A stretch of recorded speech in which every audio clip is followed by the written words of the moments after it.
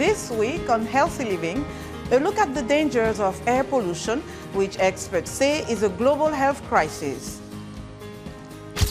And Senegal pulmonologist Dr. Nafissatou Oumar Touré discusses how the change in climate is affecting people's health and how to protect yourself. Plus, some people in Somalia show signs of advanced trauma after years of conflict. These stories and more in this edition of Healthy Living.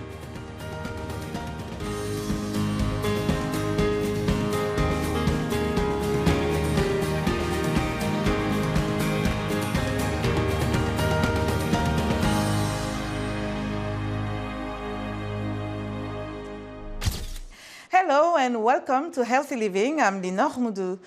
Recently, smoky air from Canadian wildfires impacted the air quality in New York and few other cities in the USA. However, for many people in the world, breathing dangerously polluted air is a daily reality. According to the WHO data, almost the entire world breathes air that exceeds the World Health Organization's air quality limits, which contains high level of pollutants. These pollutants are detrimental to human health in a short and long term. They include carbon monoxide, ozone, nitrogen dioxide, and sulfur dioxide. The UN International Health Agency says over 3.8 million people die prematurely each year from illnesses that relate to household air pollution, including pneumonia, stroke, and lung cancer. Air pollution was the second leading risk factor for death across Africa in 2019. And newborns and children under 5 are at high risk from household air pollution linked to the use of solid fuels for cooking. Nigeria has the world's highest number of air pollution-related pneumonia deaths in children, according to UNICEF. Some non-profits are taking steps to address the issue with new technology. Here is more with Timothy Obiezu. Firewood, polythene bags, and a match. This is how Hadiza Salisu starts a fire to cook her family's meals. Like most women here, Salisu has heard of cleaner fuels for cooking, but says her family is too poor to consider an alternative, despite suffering from persistent respiratory problems. My children are suffering a lot from it. I don't sleep at night sometimes because I'm afraid they'll die. They're always wheezing in their sleep because they don't breathe well. And sometimes when I touch their chest, they cry because it's so painful.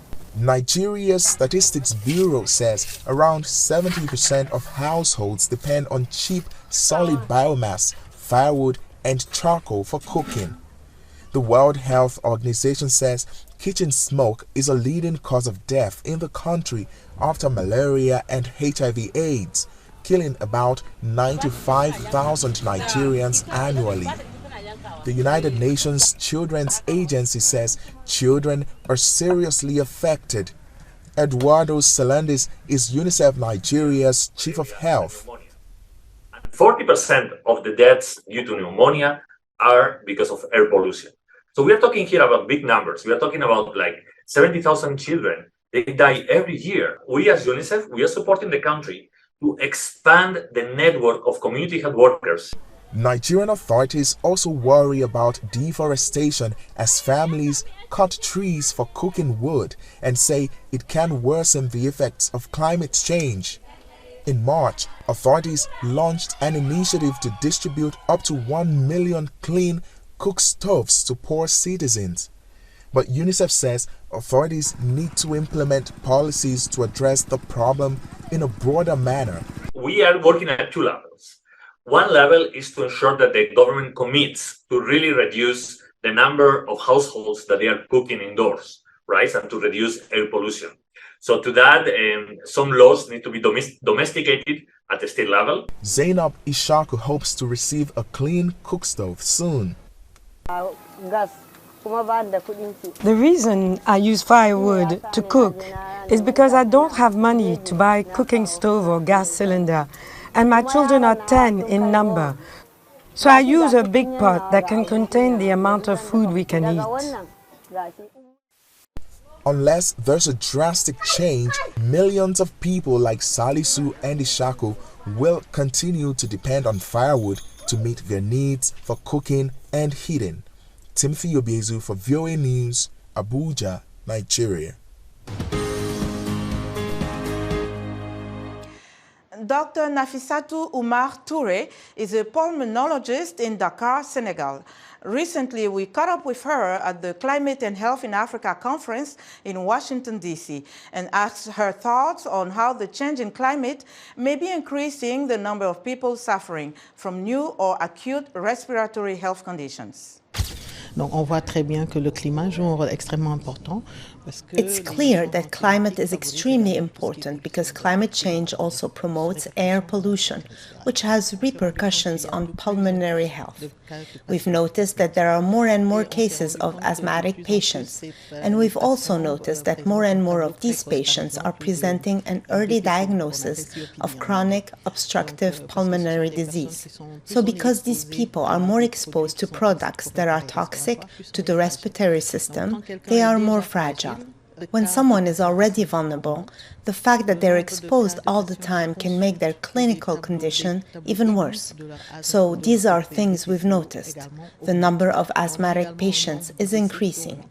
The number of patients consulting us for acute asthma is also increasing. And the number of deaths is rising, especially in developing countries. What you need to know is that there are several kinds of pollution. We have outdoor pollution, we have indoor air pollution, and we know that in our developing countries, indoor air pollution is what's most at the forefront of things, and it's extremely important. And this means that we can act either individually or within the family to try and reduce the risks associated with exposure to air pollution. Now, for outdoor air pollution, it's really on the political level that measures will have to be taken. So there needs to be a link between those working in air quality, those working on climate, and those working on health, so that they can work together to issue early warnings when there's a risk of pollution peaks or temperature rises to be able to alert populations. It's important for people to know that these risks exist, even if they're not fully aware of them. It's something that exists, and it's something that needs to be addressed at an individual level so that we can prevent the complications associated with air pollution and take steps to reduce the risk of pollution, especially in the case of indoor air pollution. What we're asking people to do is to make sure that if they're already on treatment, they're going to follow it properly, because if they don't, they'll be more vulnerable. If they have new symptoms, they need to go and see a doctor immediately. When there's a pollution peak, they should limit the number of times they go out on the streets. And if they're athletes, they should avoid high-intensity sports, which can be very dangerous. They should avoid high-intensity sports that increases the amount of polluted air they breathe in. They should also try to use what we call clean energies, such as gas or electricity, if they can afford it, rather than charcoal or firewood for cooking. Experts say climate-informed forecasts for the African continent can help to anticipate and prepare for the risks associated to the effect of climate on people's health.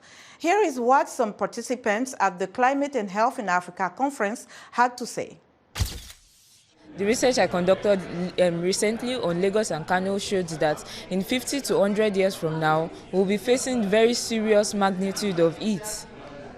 And it's because of the increase in temperature, and it's already happening. So, yes, it's evident. Climate change is evident in my country. Health is really the area where we think that there are some low-hanging fruit that haven't really been explored very widely.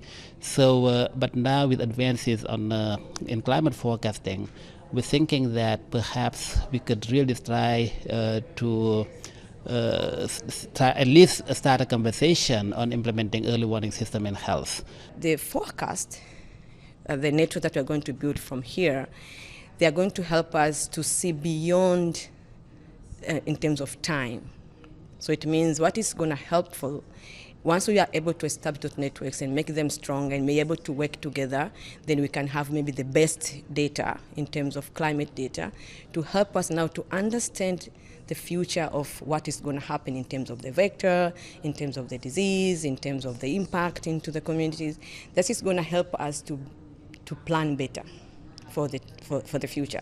An effective early warning system, in my opinion, will be to prepare reliable, as accurate as possible, weather and climate forecasts, to work collaboratively with the social scientists.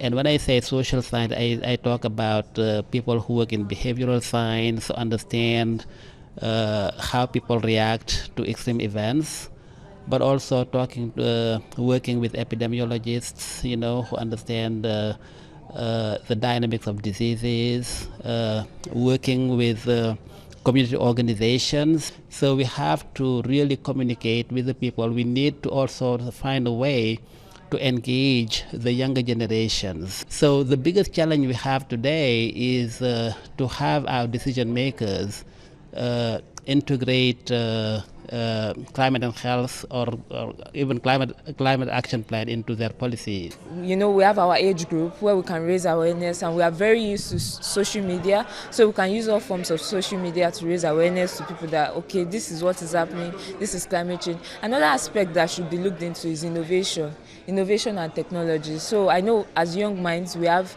very high level of creativity. So I think that needs also to be delved into. We need to learn how to create stuff, and learn how to also, be innovative. Now to Somalia, where decades of violence and humanitarian crisis have left many Somali people traumatized, according to a health study by the UN and Somali organizations. Harun Maruf reported from Washington, and Abdul Qadir Zubair in Mogadishu spoke to mental health doctors and patients in the country and has this report narrated by Salem Salomon. Abdurrahman Dahir Gutale often brings a family member to this mental health center. He says his relative's health deteriorated and he suddenly turned violent. He lost his appetite, struggled with sleep and started fighting. He became a danger to himself and others.